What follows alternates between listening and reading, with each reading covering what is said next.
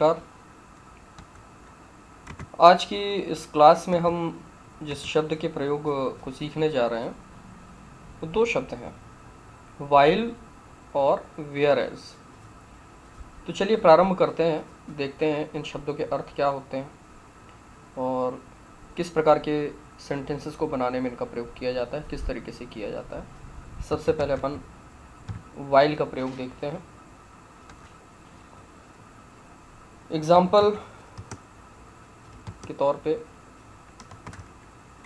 His father is a hard working person while, या यहाँ पर आप वेयर एज भी लगा सकते हैं, अर्थ दोनों के एक जैसे हैं। His father is a hard working person while अथवा whereas he is a very lazy person.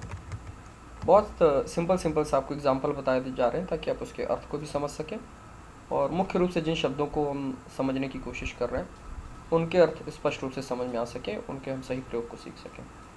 तो इस सेंटेंस में देखिए, his father is a hard working person whereas या while he is a very lazy person. तो इसके अर्थ को आप में से बहुत सारे लोग समझ पा रहे होंगे। इसका अर्थ क्या निकल रहा है कि उसके पिताजी एक बहुत मेहनती व्यक्ति हैं जबकि वह एक बहुत ही आलसी व्यक्ति है या बहुत ही आलसी इंसान है ना। तो इससे आपको एक चीज़ समझ में आ रही होगी, जब भी किन्हीं दो व्यक्तियों, दो वस्तुओं, दो स्थानों के विरोधी गुणों की आपस में तुलना की जाती है तो वहाँ पर हम वाइल अथवा वेयरएज का प्रयोग करते हैं। एक आध एग्जाम्पल और देखते हैं।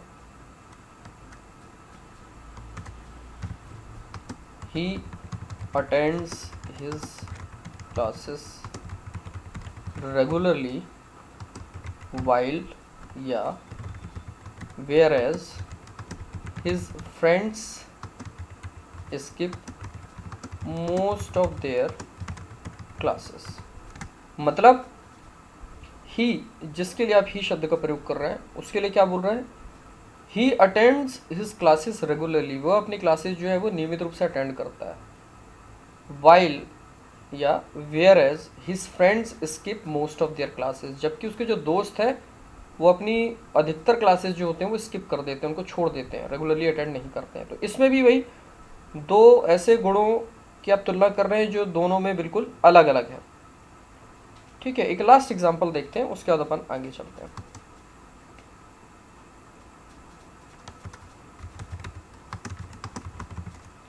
हिंदी इज अवर मदर टंग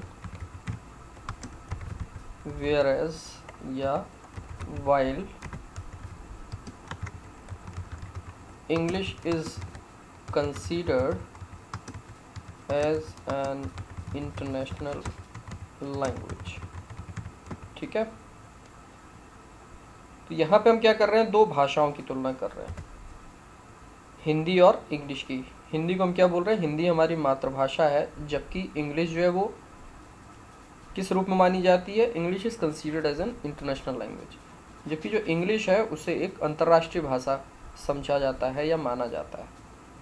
ठीक है, तो यहाँ हमने देख लिए दोनों शब्दों का प्रयोग बिल्कुल एक जैसे होता है, जिसे आप हिंदी में बोलते हैं जबकि, और जिसका प्रयोग करते हैं विरोधी गुणों की तुलना करने में।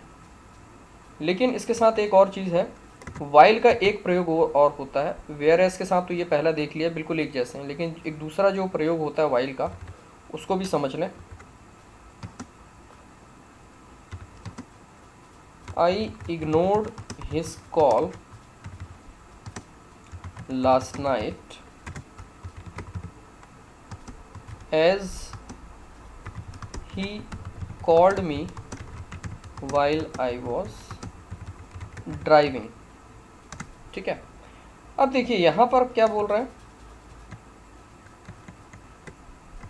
यहाँ पे वाइल का अर्थ दूसरा निकल रहा है, इसलिए हमें दोनों चीज़ पता होनी चाहिए कि किस कंडीशन में कहाँ पर हमको यूज़ करना है। कई बार एक शब्द के एक से अधिक प्रयोग भी होते हैं इंग्लिश में, तो हमको दोनों का ही सही तरीके से प्रयोग करना आना चाहिए। इसमें बोल रहा है I ignored his call last night, मैंने उसकी कॉल जो आई थी कल रात मेरे पास, उसको मैंने इग्नोर कर दिया, मतलब मैंने रिसीव नहीं किया। क्यों? As he called me while I was driving, क्योंकि उसने मुझे तब कॉल किया था जब मैं ड्राइव कर रहा था।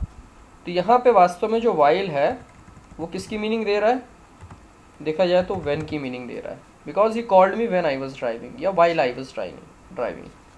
तो व्हेन बोल सकते हैं या ड्यूरिंग बोल सकते हैं। तो ड्यूरिंग तो यहाँ पे उपयुक्त नहीं होगा क्योंकि ड्यूरिंग के बाद सेंटेंस नहीं आता है, ड्यूरिंग के बाद डायरेक्ट नाउन आता है, बट ये मीनिंग वैसे ही देगा कि मेरे ड्राइविंग करने के दौरान उसने कॉल किया था, या जब मैं ड्राइव कर रहा था उस वक्त उसने कॉल किया था, इसलिए मैंने उसका कॉल रिसीव नहीं किया। एक और सेंटेंस देखें इस तरीके का जो वाइल का यूज़ होता है।